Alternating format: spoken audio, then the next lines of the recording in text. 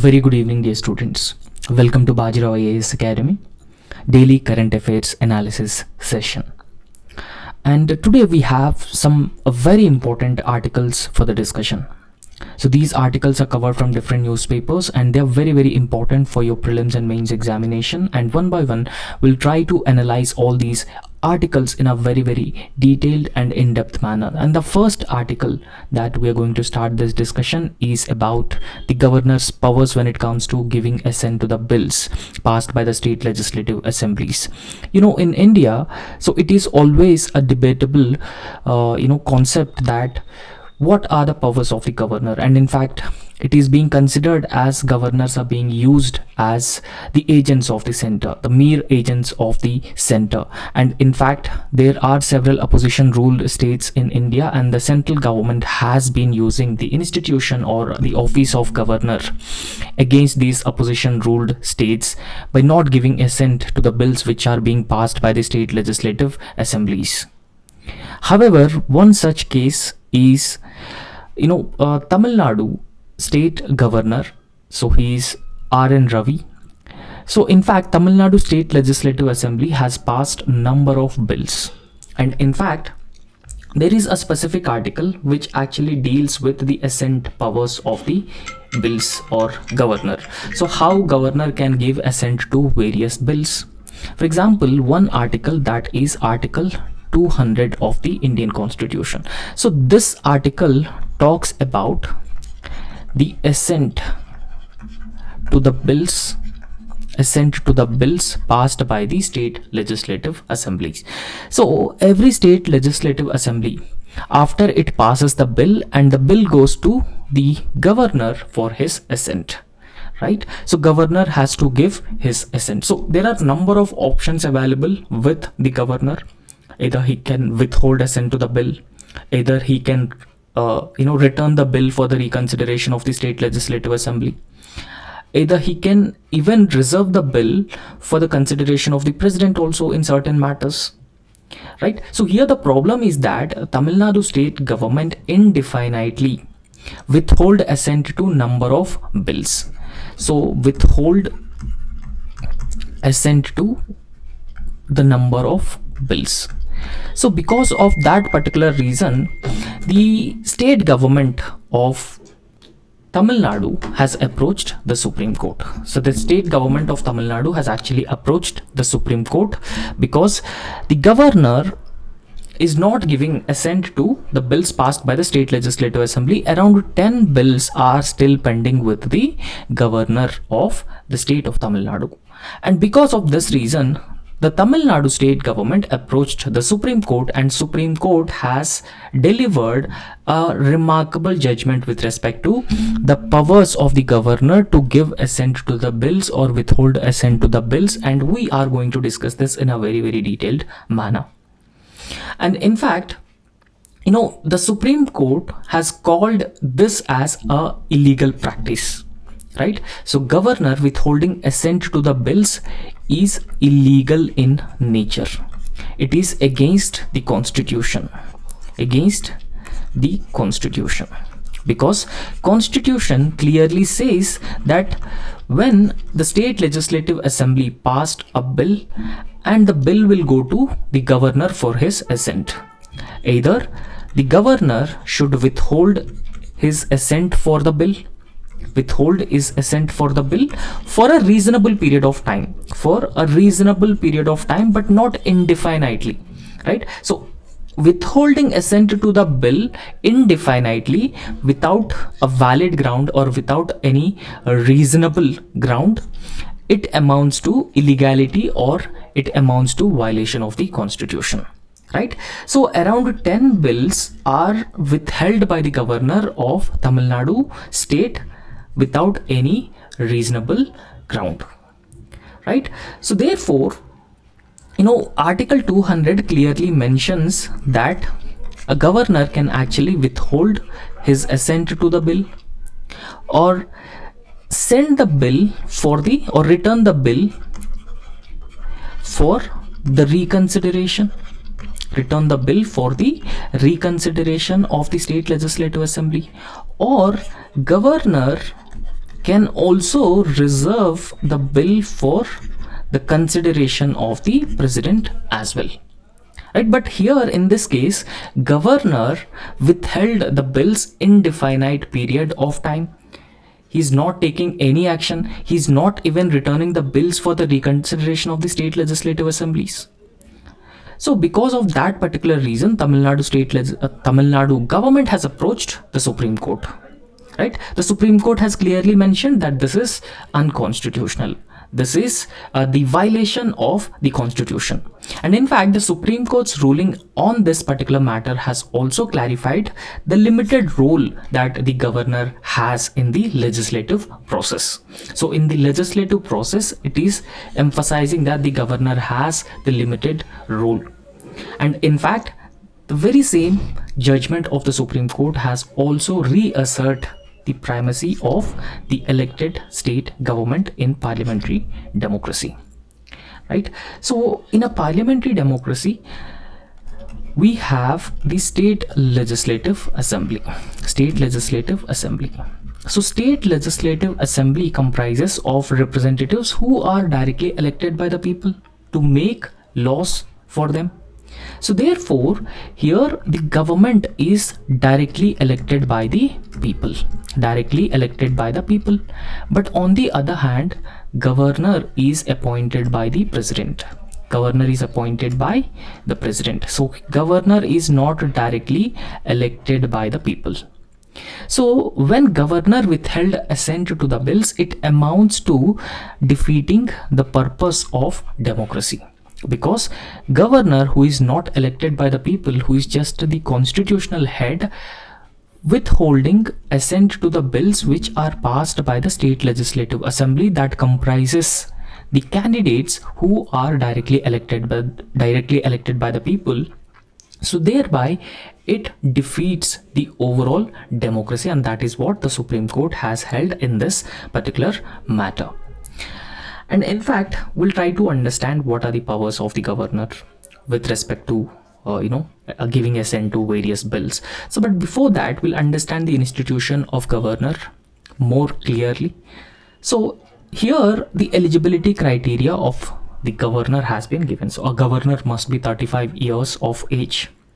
If a person should become a 35 years of age, right? So he or she must be a 35 years of age, and they are not the members of either house of the parliament, and they should not be a members of the state legislative assembly, and in fact they should not hold any other office of profit.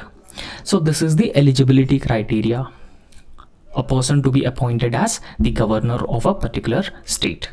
And also understand, governor here is the constitutional head at the level of state. And apart from that, what is the appointment procedure of the governor, and what is the tenure of the governor? And in fact, the appointment of the governor is governed by Article 153 of the Indian Constitution. So Article 153 of the Indian Constitution governs, or it contains provisions with respect to the office of the governor. Right? Article 153.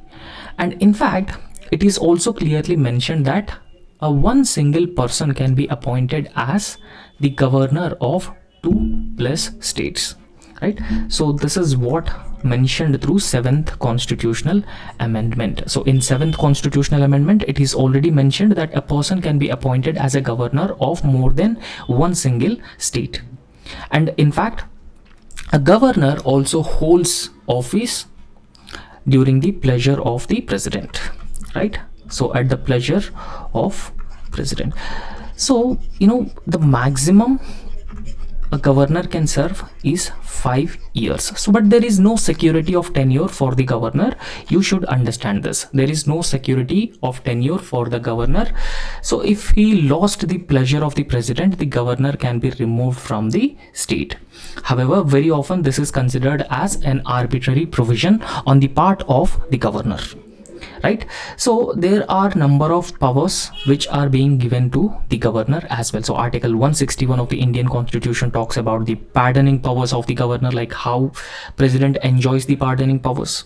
And article 164 talks about the powers of the governor to appoint the chief minister and also the council of ministers. And remember that at the level of the state, governor is responsible for appointing the council of ministers. And article 176, a special address given by the governor. And article 200, so that is talking about power to withhold assent to reserve a bill, right? So this is what talks about the provisions with respect to giving assent to the bills which are being passed by the state legislative assemblies. And in fact, article 213 talks about the power of the governor to issue ordinances as well. Remember one thing, so these articles are very, very important, so please kindly remember all these articles, right? Because they are very important and they also play they can also be asked in your examination. And apart from that, we'll understand what is the concept of dual capacity with respect to the office of the governor. And in fact, a constitutional head of the state, so he is the constitutional head of the state, and he is also the representative of the union government at the level of state, and this is what is called as dual capacity. Governor is not directly appointed by the people, governor is appointed by the union government, so therefore he is having a dual capacity in the state, right? So a set of responsibilities have been given for the governor, and also ending tenure before 5 years, because governor is appointed at the pleasure of the president, and governor can be removed by the president at any time, even before the completion of 5-year term, so you should understand this. Now coming back to the topic, we should briefly understand the constitutional provisions that deals with the governor's role when it comes to state legislative assembly bills. So we have just understood article 200 of the Indian Constitution, right? So article 200 of the Indian Constitution, it talks about what? So once a bill is passed by the state legislative assembly, so once a bill is duly passed by the state legislative assembly, this bill goes to the governor of the state for his or her assent, right? So when a bill goes to the governor for his or her assent, the governor actually has the following options, right? What are the options? The first option is that the governor may give his or her assent to the bill, and then the bill will become an act passed by the state legislative assembly, and then the legislation can be implemented by the respective state government.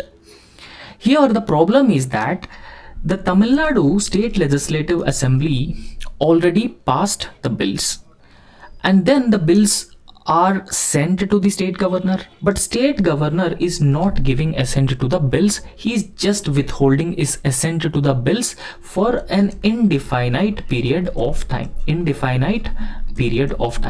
So here the problem is that he is not giving assent to the bills, and he is also not returning the bills for the reconsideration of the state legislative assembly, and he is also not sending the bills for the consideration of the president as well, but he is just withholding assent to the bills for an indefinite period of time, so that the bills passed by the state legislative assembly will not become an act. So that is the main problem here.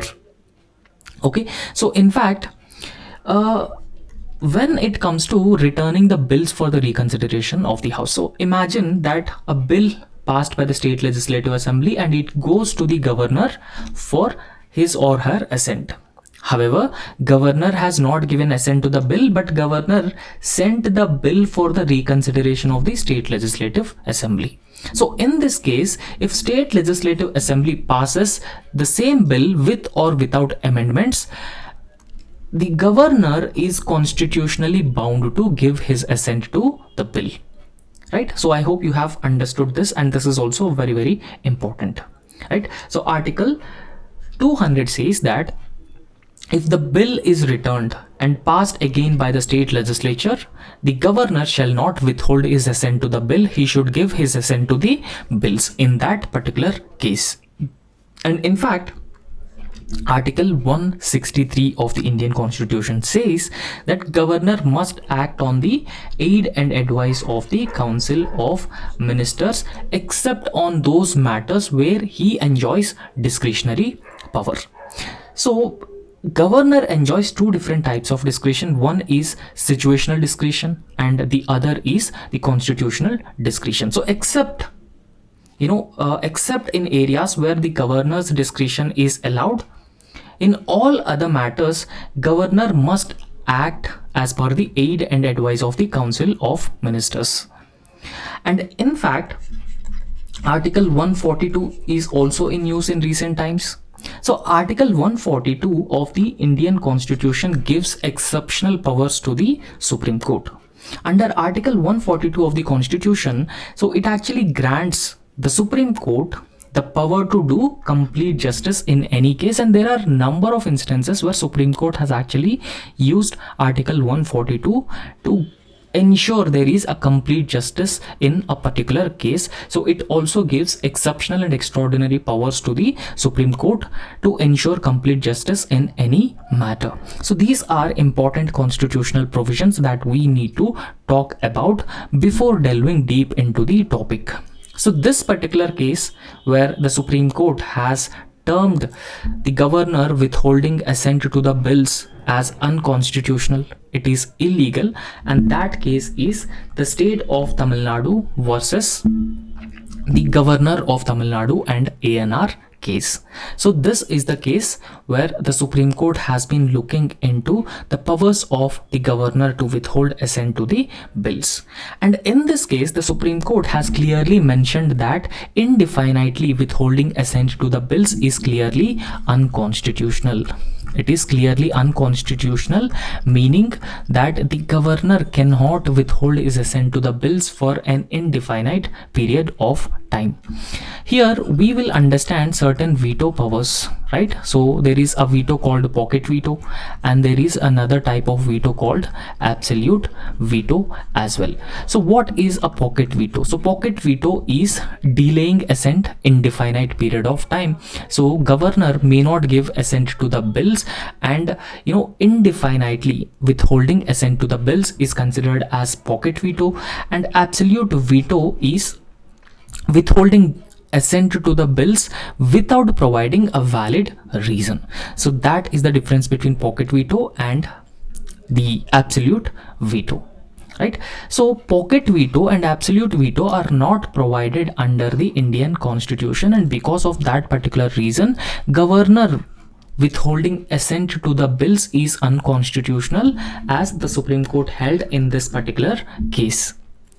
And in fact, what is the timeline that the Supreme Court has set for this particular matter? So the Supreme Court has clearly mentioned that governor should not withhold his assent for a particular bill for an indefinite period of time. So therefore, it is very, very important that there should be a timeline that should be given to the governor. And in fact, Indian Constitution Article 200 is silent with respect to timeline within which the governor must give his or her assent to the bills. Indian Constitution Article 200 is silent, right? So in this context, the Supreme Court has came forward, and Supreme Court has also set a timeline within which governor must give his assent to the bills, right? So what is the timeline that the Supreme Court has given? And in fact, if a bill is passed by the state legislative assembly, and if the governor withhold his assent for that particular bill, right? So a governor for a maximum 1 month, he can withhold his assent for the bill, right? A governor can maximum 1 month, he can withhold the assent for the bill, right? So apart from that, the second criteria is that a governor can withhold assent to the bill for up to 3 months. In what category of bills that the governor can withhold his assent to the bills? So if governor withholds or reserves a bill against the advice of the state government, right? For example, in first case, the governor can actually withhold assent to the bill for up to 1 month based on the advice of the government or council of ministers. But without the advice of the council of ministers, without the advice of the government, the governor can actually withhold assent to the bills up to 3 months. And apart from that, if assembly passes a bill, again, so imagine that governor has not given assent to the bill and governor sent the bill for the reconsideration of state legislative assembly, but state legislative assembly again passed the bill with or without amendment, then governor must give his assent to the bill within 3 months, within one single month. So within 1 month the governor must give his assent to the bill, right? So in fact, it is also held that the Supreme Court has also held that if governor has been reserving the bill for the consideration of the president, so then 3 months maximum time, so he need to send the bill for the consideration of the president, right? So imagine in this case that governor reserved the bill for the consideration of the president and president returned the bill for the consideration of the state legislative assembly, and state legislative assembly passed the bill with or without amendments and sent the bill for the presidential assent.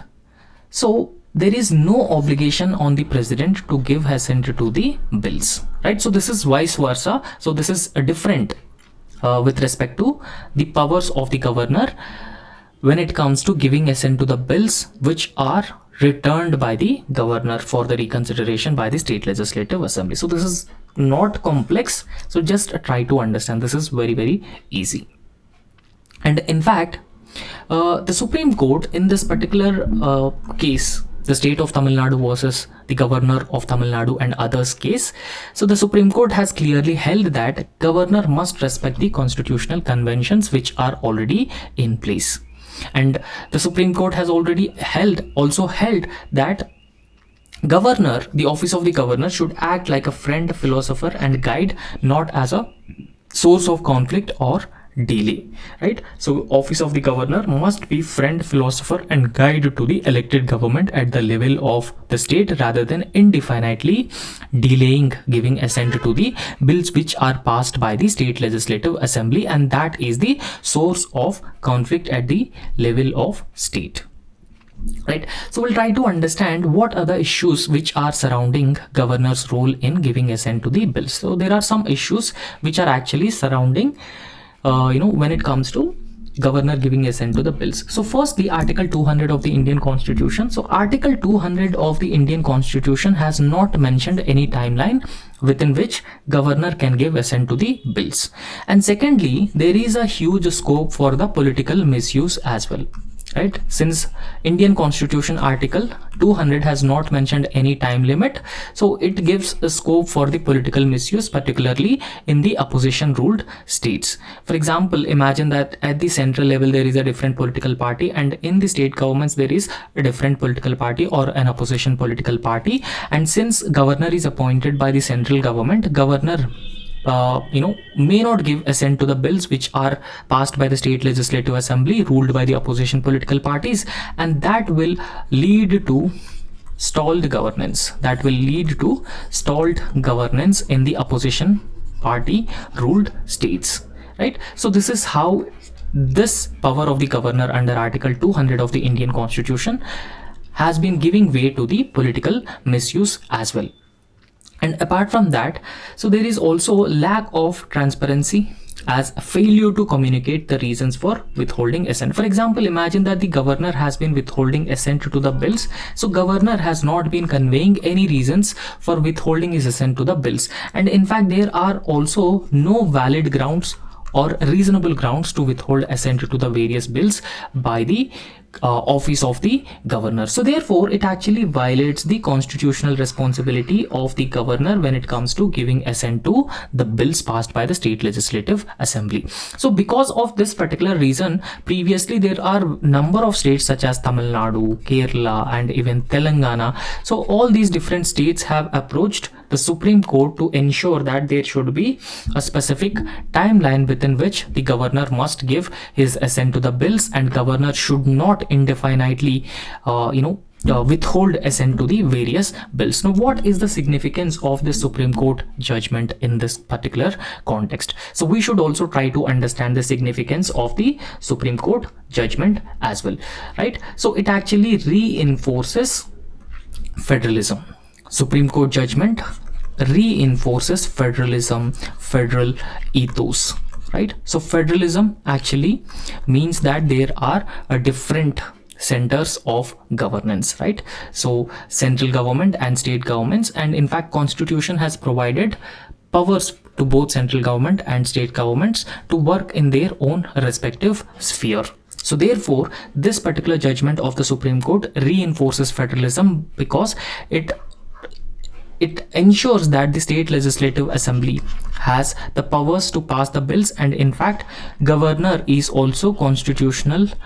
also has the constitutional obligation to give assent to the bills passed by the state legislative assemblies. So therefore it strengthens the federalism of the Indian constitution. And we also discussed about the political misuse of the office of the governor by not giving assent to the bills, particularly in those states which are ruled by the opposition political parties. So this could also end the political misuse of the office of governor and his powers under Article 200 of the Indian Constitution.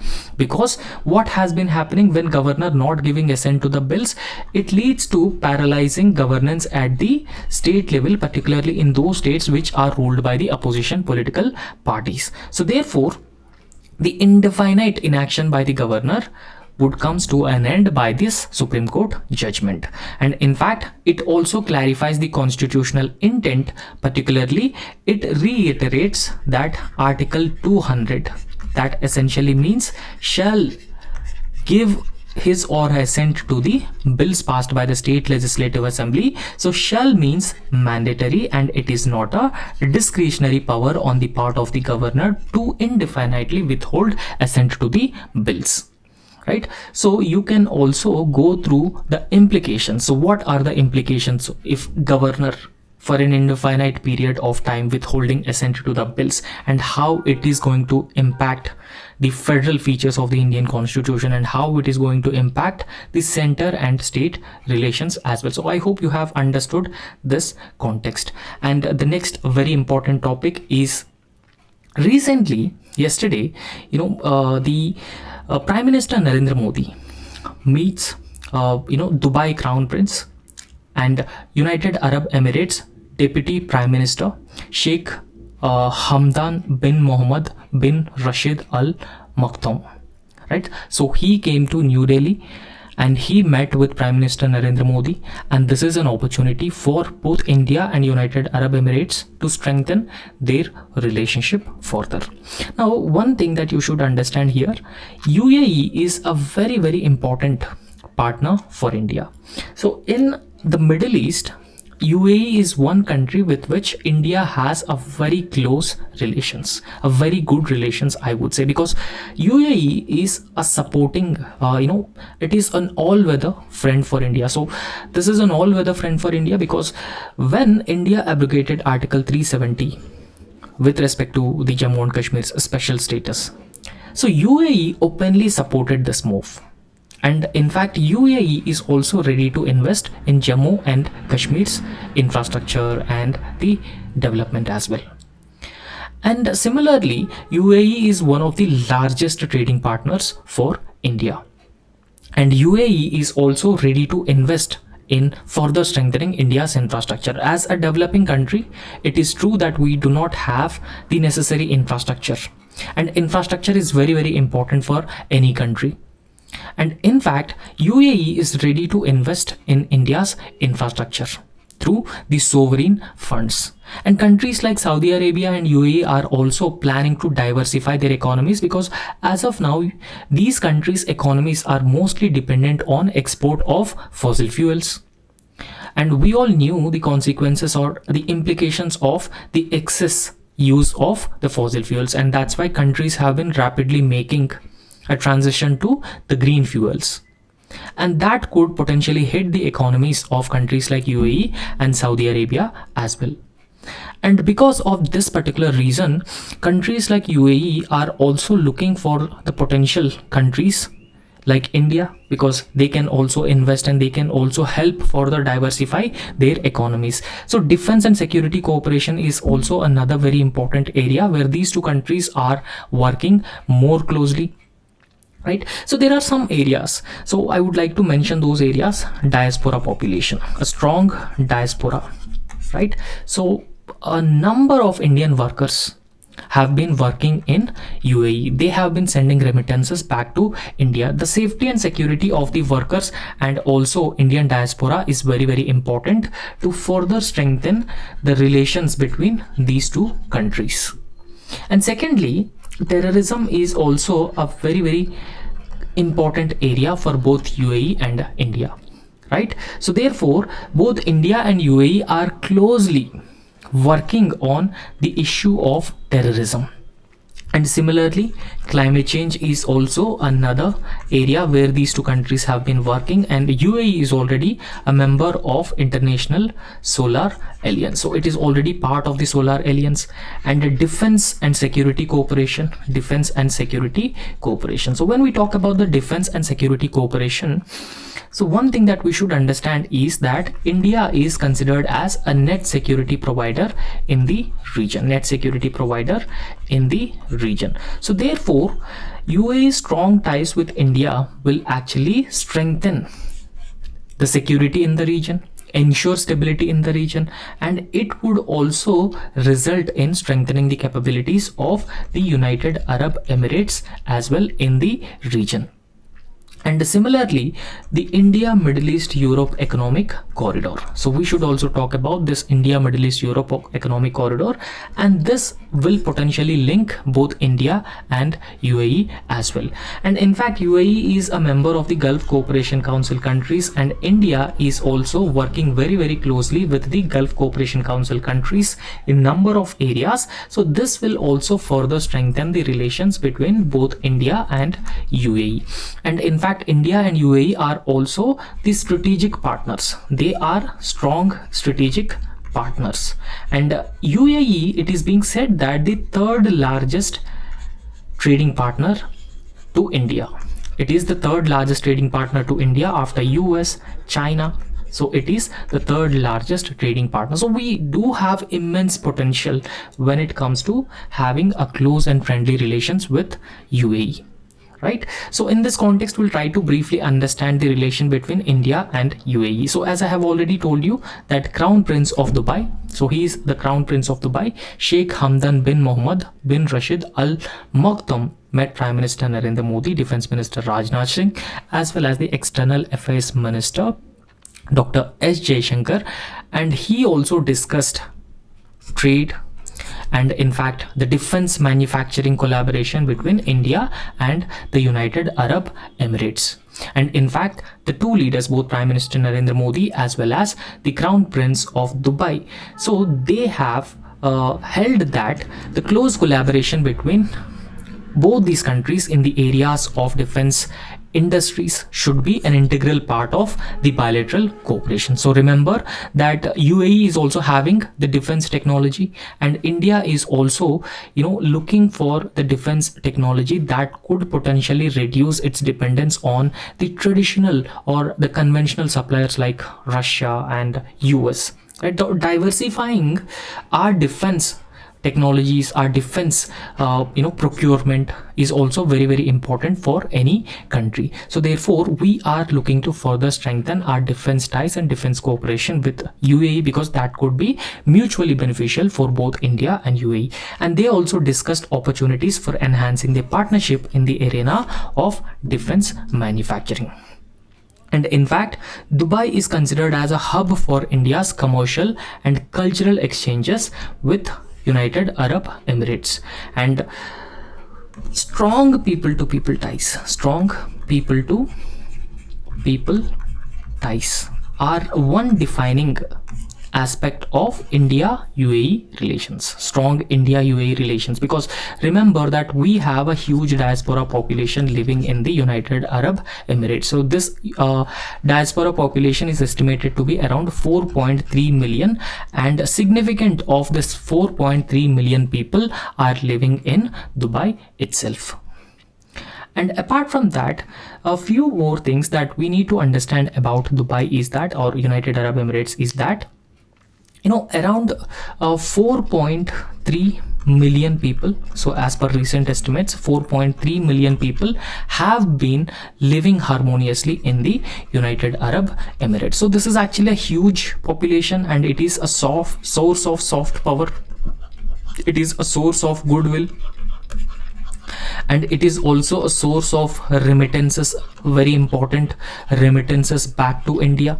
And UAE is also providing livelihood and employment opportunities for around 4.3 million Indian diaspora population. So this is a crucial and a very important link between both India and UAE when it comes to further strengthening their bilateral relations. And in fact, India as of now has been looking to further strengthen its economic relations with countries like UAE, right? So economic engagement is very, very important for India, because it is being said that UAE is the third largest trading partner for India, right? So UAE is also very, very important country in the Gulf Cooperation Council as well.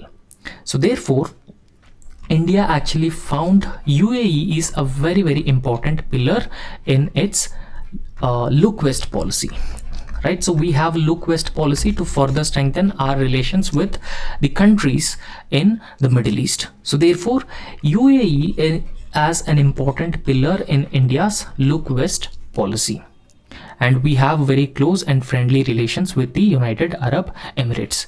And when we talk about the United Arab Emirates, it has a business friendly climate, and in fact UAE is also ready to invest in India's infrastructure, right? So India's infrastructure, particularly the long-term infrastructure, long-term physical infrastructure, and improving infrastructure or investments in infrastructure are very, very important for a country like India. And UAE is actually ready to invest in India's infrastructure development, right? So thereby ultimately it would result in a strong and friendly relations between both UAE and India. So strong ties with UAE is beneficial for India, and also it is beneficial for UAE as well. And in fact, so India's West Asia policy, so within India's West Asia policy, UAE occupies a central position or a key position. And in fact, both India and UAE, they signed the Comprehensive Strategic Partnership Agreement in the year 2017. So in the year 2017, both India and UAE have signed a Comprehensive Strategic Partnership Agreement. And India, an important destination for oil and energy purchase, and US is on the way of becoming the hydrocarbon independent, right? So it essentially means that UAE's economy as of now is mostly dependent on the export of the fossil fuels, right? So its economy is mainly run by the export of fossil fuels.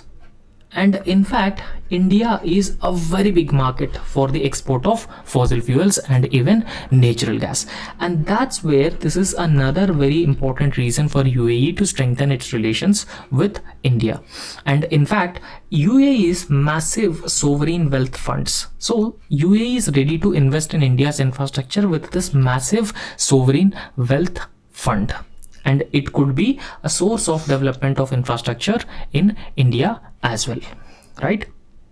And in fact, you can also see how India and UAE trade has been flourishing, right? So in fact, we have the economic cooperation and trade agreement with the UAE as well, right? So recently we have had the economic cooperation and trade agreement with UAE. And if you look at the state of economic relations between India and UAE, so trade and commerce actually form the backbone of bilateral relations, because UAE is the third largest trading partner for India after China and United States. And in fact, UAE is also a very important source of the foreign direct investment for India, right? So we are also getting a huge amount of foreign direct investment from UAE as well. And in fact, UAE accounts for 8% of India's total oil imports, and in fact it is the fifth largest supplier of crude oil to India. So remember that UAE's economy is mainly based on the export of fossil fuels, and India is a very big market for the fossil fuels of UAE. And because of this particular reason, and in fact, so 8% of India's oil imports are from UAE alone, and that's where there is a convergence between India and UAE. So we need to import these fossil fuels because of it is very important to ensure energy security of our country as well. And 85% of the fossil fuels that we have been importing from other countries, and UAE is one such very important country when it comes to importing the fossil fuels, right? So what India needs to be done to further strengthen its relations with UAE in particular and Middle East in general, right? So India needs to ensure that there should be execution of investment projects with required expertise, right? So whatever investment projects that UAE has been investing in India, so those investment projects need to be executed at a early stage, and at the same time there is a need to complete those investment projects with the expertise. And similarly, the potential areas to further strengthen the bilateral trade between both India and UAE includes defense trade, food and agricultural products, and even automobiles as well. So therefore, there are number of areas where India and UAE can collaborate, further strengthen the bilateral relations, further improve the trade between both India and UAE. So similarly, medical tourism is also another very important area where we could actually work on, because India has enormous or huge potential in the domain of medical tourism, and it can be an important area where India can actually attract Emiratis. And Indian companies with expertise in renewable energy sector can actually invest in United Arab Emirates as well, right?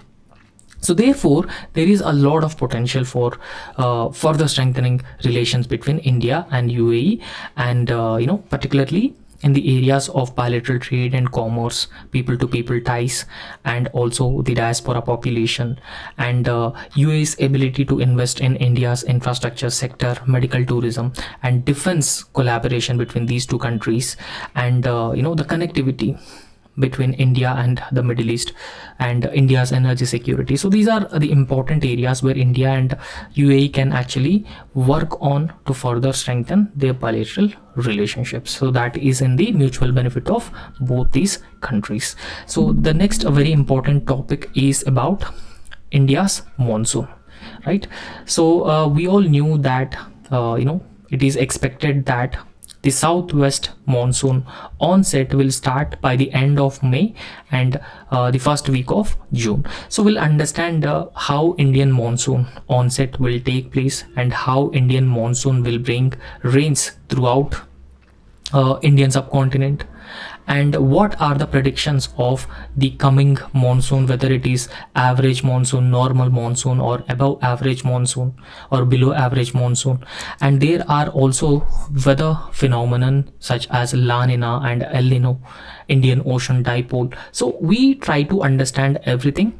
This is very important for your prelims and mains examination as well. So the context is that recently a private weather forecasting agency called SkyMet. So SkyMet is a private weather forecasting agency, like how we have a public Indian Meteorological Department. So the SkyMet has actually released its first official forecast on 2025 southwest monsoon. So what is a southwest monsoon? Southwest monsoon is the monsoon winds which strikes India from the southwestern part, right? So these you can see here, so these are the southwest monsoon winds which strikes India from the southwest region.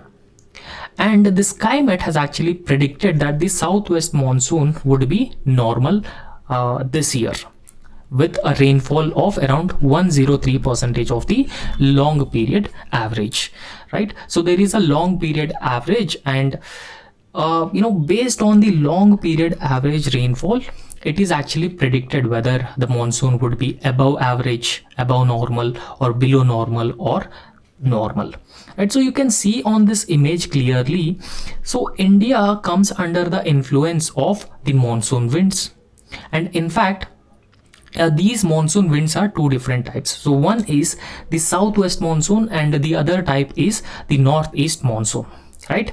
So southwest monsoon, the winds strike Indian subcontinent from the southwestern part. So from this particular part, the monsoon winds strikes Indian subcontinent, so particularly Kerala, in India. So once the southwest monsoon strikes the southwest coast, the southern coast of India, it would be divided into the Bay of Bengal branch and Arabian Sea branch, and these two branches expand throughout the Indian subcontinent, and it continues up to October. And October, the intertropical convergence zone shifts to the Indian Ocean, right? So the intertropical convergence zone shifts to the Indian Ocean, and this intertropical convergence zone is a low pressure area. So during the southwest monsoon times, the intertropical convergence zone locates around the Tibetan Plateau, and since this is a low pressure area and wind moves from the high pressure area to low pressure area, so this actually initiates the southwest monsoon. And similarly, the intertropical convergence zone during October, November months, it would be shifted to the Indian Ocean, and thereby it would result in the reversal of wind direction, and it is called as the northeast monsoon, right? So both northeast monsoon and southwest monsoon are two different types of monsoon that India actually experiences. Now, as I have already explained what is monsoon, right? So I have already explained to you what exactly is monsoon. So monsoon refers to a seasonal reversal of winds. So this is a very, very simple definition of monsoon. So it is a seasonal reversal of the wind direction with the location of intertropical convergence zone. So if intertropical convergence zone is located across the Indian subcontinent, particularly the north of Himalayas, then it would result in the southwest monsoon. If intertropical convergence zone shifts to the Indian Ocean, then it would result in the northeast monsoon. Now, why the intertropical convergence zone shifts to the Himalayas or the Tibetan Plateau? The reason being is that during April and May months, India experiences summers, right? So during April and May months, India experiences intense heating, and this intense heating results in the intertropical convergence zone in the northern plains, and that would result in attracting monsoon winds, right? So it would bring in heavy rainfall to India. However, when we talk about the northeast monsoon is also associated with the intense cyclones, and along with that, this part of India also experiences heavy rainfall during the northeast monsoon, right? So northeast monsoon is the seasonal reversal of the wind direction, or it is also called as retreating monsoon. It is also known as retreating monsoon, right? So therefore, understand one thing, that in India, the southwest monsoon, so that we see from June to September, southwest monsoon that we see from June to September is the main rainy season. So it is said that around 75% of the rainfall in the India or Indian subcontinent is from the southwest monsoon. So from the southwest monsoon we see around 75% of the rainfall. So that contributes to around 75 to 80% of the annual rainfall of India. And in fact, the onset and progress of the monsoon includes that the monsoon starts around Kerala. So around this particular part, the southwest monsoon would strike the Indian coast of Kerala around June 1st. So around June 1st, Kerala would start experiencing rainfall because of the southwest monsoon, and then it would advances to northwards and it would reach Mumbai in 10 days and Delhi by the end of June, and entire India by mid-July. So entire India would come under the influence of the southwest monsoon by the mid of July as well. So once it reaches the Kerala coast, it would be divided into two different branches. One branch is called as Arabian Sea branch and other branch is called as Bay of Bengal branch. So Bay of Bengal branches go all the way up to Bangladesh and Myanmar, and particularly the Arakan Hills, and from the Arakan Hills it would be diverted back to the Indian subcontinent, particularly the northern plains. And in fact, the monsoon winds would also be diverted by the Himalayas as well. And retreating monsoon is called as the northeast monsoon. So northeast monsoon is called as the retreating monsoon, and it starts withdrawing from Rajasthan around September and fully withdrawing from the Indian subcontinent by the mid of October. So these are some details with respect to monsoon, right? So now we'll understand how does monsoon occur, right? So it is very, very important for us to understand how does actually monsoon occur. Now monsoon occur, the reason is that there is a differential heating. So this is all Bay of Bengal, this is Arabian Sea, and this is the Indian Ocean. So differential heating means that, so one thing is that land heats quickly and loses heat quickly, and oceans heats slowly and they also loses heat very, very slowly. So don't you think that this actually creates a temperature differences, right? So during summers what happens is that, so we experience summers during April and May months. So during summers the Indian subcontinent would be extremely heat. So this would result in creation of the intertropical convergence zone that would be shifted to the northern plains over Himalayas. So this low pressure area shifting over to the northern plains near the Himalayas would actually results in attracting winds from the Indian Ocean, right? Because land heats quickly compared to the ocean water, and because of this temperature differences would result in creation of high pressure area over the oceans and low pressure area over the territory, and that would start attracting a lot of winds over the Indian subcontinent, right? So these winds also bring a lot of moisture on their way from the Indian Ocean, and that would shed its moisture over the Indian subcontinent, and that's how we receive 75 to 80% of the rainfall from the southwest monsoon. So I hope it is clear for you, and as I have already told you what exactly is intertropical convergence zone. So intertropical convergence zone is a low pressure area. So this is a low pressure area near the equator where trade winds converge in this particular area. So during summer months, particularly April and May months, the intertropical convergence zone would be shifted to the intertropical convergence zone would be shifted to this particular region, right? So this is the low pressure area, and this intertropical convergence zone shifted to the northern plains, and because of this particular reason it would attract the moisture laden winds from the Indian Ocean, right? So the moisture laden winds would be attracted towards the intertropical convergence zone, and that's how the moisture laden winds spread all across Indian subcontinent, and they will also bring heavy rainfall.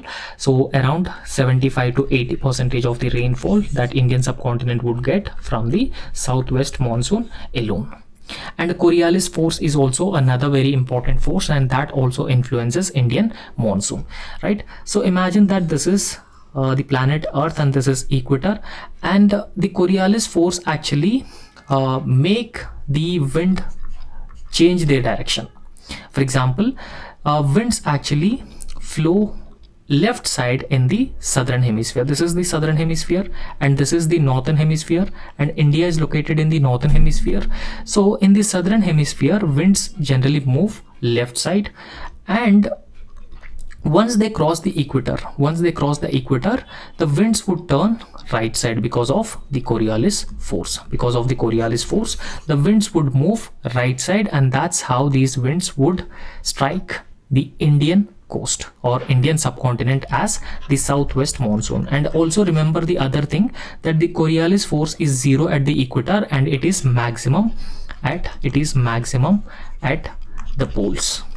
And Coriolis force also play a very important role in the formation of cyclones as well as the Indian monsoon as well, right? So Coriolis force plays a very important role. And now, what are the factors which can actually influence the Indian monsoon? So we should also understand the factors which can influence the Indian monsoon. There are some factors which can influence India's monsoon. So one is El Nino. We have discussed El Nino and La Nina several times. So one is El Nino, second is La Nina, and Indian Ocean Dipole. So this also influences the rainfall, particularly the Indian monsoon. And apart from that, the equatorial Indian Ocean oscillation, so this also influences Indian monsoon. El Nino, La Nina also influences Indian monsoon, and similarly the western disturbances also influences the Indian monsoon as well, right? So how El Nino influences India's monsoon? So we'll try to understand how El Nino influences, how La Nina influences, and how Indian Ocean Dipole influences India's monsoon. Remember that Indian Ocean Dipole is already asked in UPSC prelims examination, and because of that reason it is very important for you, right? So what is El Nino? Firstly, we'll try to understand what is El Nino. So El Nino actually means that a change in the weather pattern, So weather pattern in the sense that in the normal year, what happens is that this Peruvian current is considered as a cold current, right? So Peruvian current is considered as the cold current, and because of the cold current, the Eastern Pacific Ocean would experience the high pressure conditions. And similarly, the Western Pacific Ocean would have the warm current. It comes under the influence of warm current.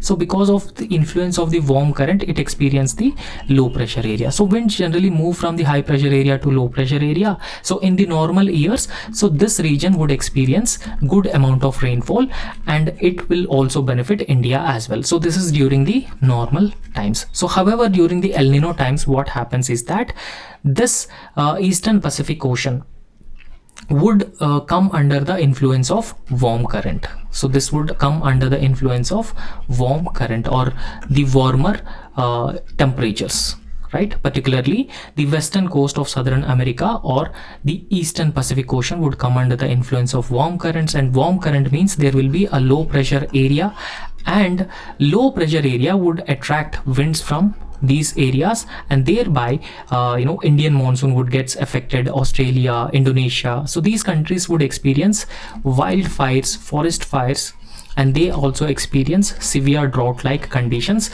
And India may also experience drought-like condition because this El Nino may even impact the Indian monsoon as well, right? So this is how El Nino impacts India's monsoon. So how does La Nina impact India's monsoon? So what is La Nina? So La Nina is completely opposite to the El Nino. So it is completely opposite to the El Nino, but even though it is completely opposite to El Nino, but La Nina is the extreme type of normal conditions. So extreme type of normal conditions in the sense that, so the Eastern Pacific Ocean would experience extreme, it come under the extreme influence of the cold currents, and similarly the Western Pacific Ocean would also have the extreme high low temperatures, extreme high temperatures and extreme low temperatures, and that would result in the movement of winds from the Eastern Pacific Ocean to the Western Pacific Ocean, and thereby heavy rainfall than the normal times. So these regions experience heavy rainfall than the normal times, right? So this is how it could also impact the Indian monsoon as well. So thereby the Indian subcontinent would receive the maximum rainfall, right? So neutral year, so neutral year means that the normal year there will be no significant warming or cooling, and monsoon would also behave naturally. And there is another phenomenon, and that could also influence the Indian monsoon. So that phenomena is called as the Indian Ocean Dipole. So Indian Ocean Dipole is also similar to the El Nino or La Nina phenomenon.